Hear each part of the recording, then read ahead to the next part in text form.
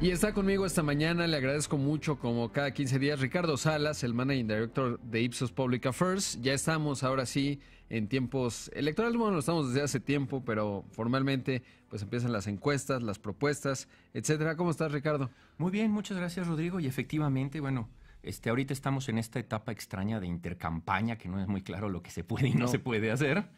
Pero, bueno, es un dato que desde el año pasado con las campañas internas en los partidos, y bueno, ahora prácticamente apenas regresemos de Semana Santa ya vamos a estar de lleno en las campañas, pues algo que vamos a empezar todos a ver por todos lados son encuestas, ¿no? Bueno, pues nosotros nos dedicamos obviamente a eso. Y más que hoy venir y presentar resultados de una encuesta, lo que queríamos era platicar con el auditorio y contigo respecto a, bueno, ¿qué es esto de las encuestas electorales? Cómo se hacen, qué retos tenemos, Exacto, etcétera. porque hemos visto en este periodo pues muchas encuestas y muy variadas en sus resultados, ¿no? Es decir, algunas en donde uno ve, por ejemplo, a José Antonio Mida en primer lugar, otras en donde se le ve en tercer lugar, otras, pues depende un poco, a veces uno podría mal pensar quién la pague. Ahora, hay una metodología, lo hemos platicado, que finalmente nos arroja un resultado relativamente más confiable. ¿Qué te parece si comienzas por contarnos de qué se trata la metodología y sobre todo cuántas personas participan en una encuesta para que pueda ser representativa de o darnos una fotografía de lo que ocurre a nivel nacional? Ok, bueno, si vamos a hablar de encuestas preelectorales, lo primero o con lo que hay que empezar para mí es cuál es el objetivo, ¿no?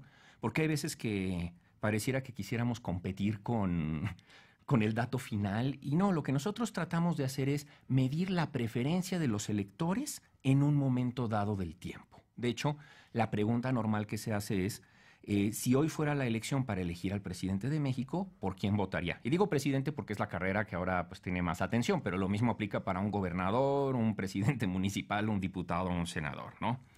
Ahora, siempre que hablamos de encuestas preelectorales, parecería o es normal pensar que ya estamos partiendo de un resultado dado, como si ya el resultado de la elección del 1 de julio esté dada y nosotros 3 meses antes o 4 meses antes estamos tratando de ver qué número es, cuando en realidad es un dato que hoy no está escrito, es un dato que se va moviendo en el tiempo y bueno, pues obviamente también la actividad de las campañas, los debates, todo eso tienen un efecto en la intención de voto y cambia, si no, no tendría caso de tener este periodo de campaña. Muchas veces los medios de comunicación, analistas, incluso las mismas empresas, tendemos a pensar que somos como este francotirador que está a 100 metros de un blanco y que tenemos que dar justo en el centro, cuando en realidad somos más como estos tiradores que traen una escopeta y le tienen que dar a un disco en movimiento. Entonces, es un fenómeno en movimiento el que tratamos de medir y por eso, bueno, pues va variando. Obviamente, conforme estamos más cerca del final de la campaña, pues la precisión tiende a ser mayor, ¿no?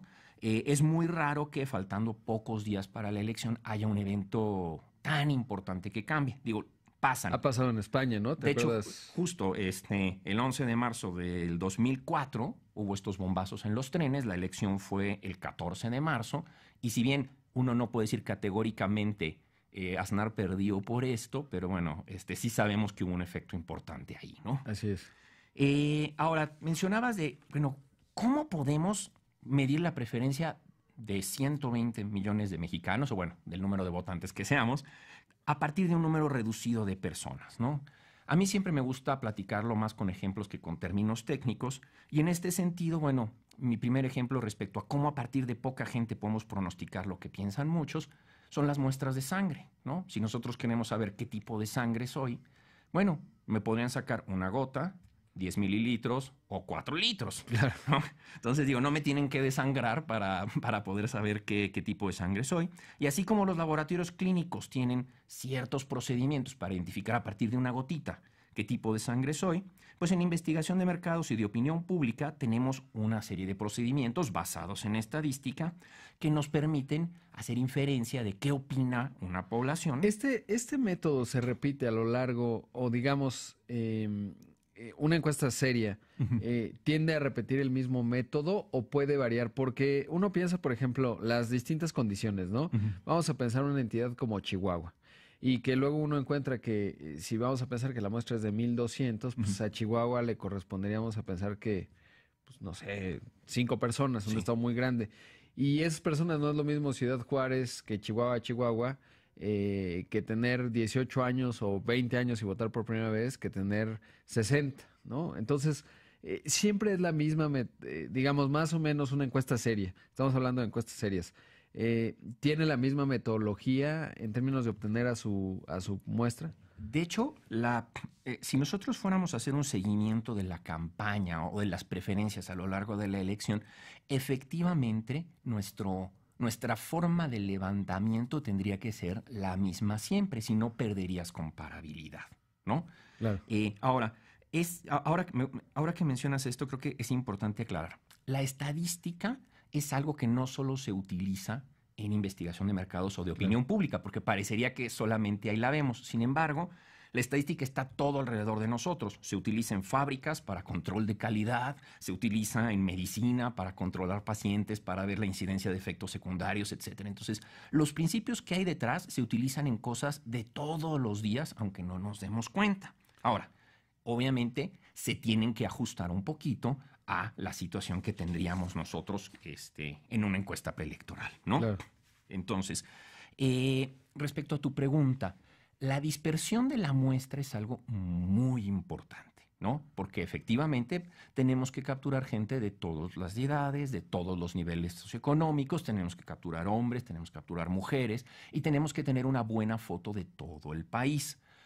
Nuestro sistema electoral no es como el de Estados Unidos. Sí, no es En un Estados colegio Unidos, electoral. por ejemplo, cada estado se pierde o se gana y a partir de eso te dan unos puntos. Ahí sí es necesario tener una muestra robusta en cada uno de los estados.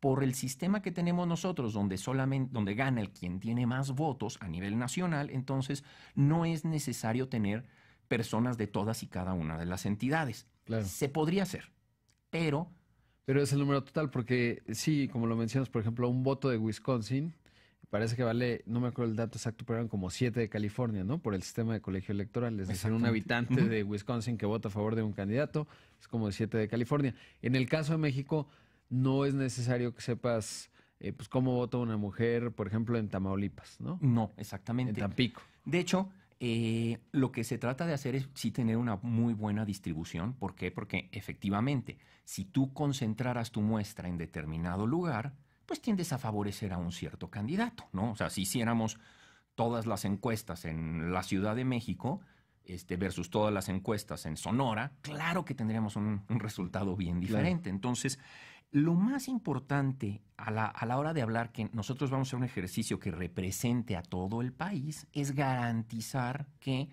todos tengamos la misma probabilidad de ser seleccionados, ¿no? Ahora, ¿cómo se explica la diferencia en las encuestas? Es decir, esto que ya mencionaba. Digamos, unas encuestas que tienen un candidato en primer lugar, uno puede entender que varían los porcentajes, hay un margen de error, y puede ser que a veces lo den en primero o en segundo, pero de primero a tercero es complicado. ¿Cómo explicar estas diferencias? ¿Se trata de deficiencias en la metodología de algunas?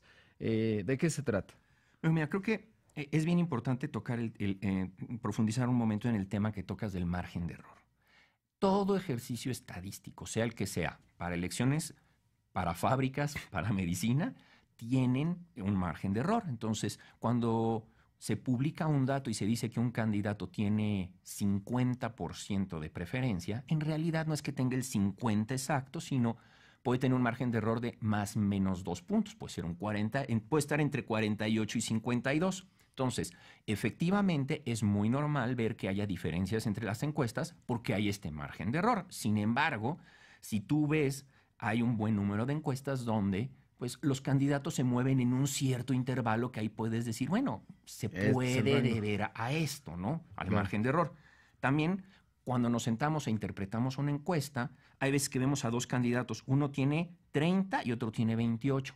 Para efectos prácticos están empatados, pero siempre nos gusta decir, este va ganando, cuando en realidad no debería de ser así, ¿no? Por supuesto. Ahora, variaciones más grandes pueden tener que ver con muchos factores. No voy a decir ahorita estén bien, estén mal, estén truqueadas o no, porque tendría que estudiar cada una, ¿no? Claro. Sin embargo, una vez que nosotros hacemos todo el levantamiento, esos datos hay que darles cierto tratamiento estadístico, hay que ponderarlos para que reflejen ciertas características de la población, y también tenemos un cierto grupo de personas que hoy en día no saben por quién van a votar, Claro. o no quisieron compartir su preferencia.